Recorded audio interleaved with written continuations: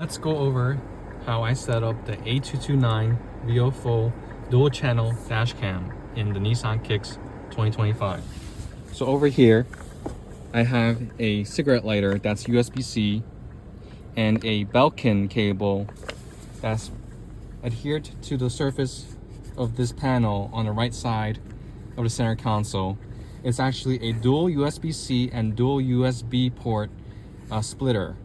Right, so I have it routed and adhered using this clip here that does not leave any residue. And for the dash cam wire that powers the dash cam, it actually routes under the right side of the center column and underneath to the pillars up to the left and into the dash cam. For the rear dash cam is actually mounted up to the left, to the pillars, and to the rear. Continuing from the back, this is the excess cable for the rear dash cam. Unfortunately, there's no better place to store it.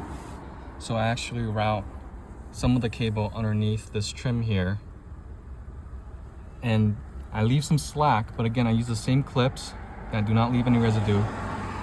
And then I installed the rear dash cam, just like that. So there's two clips. I can open and close the trunk without issues.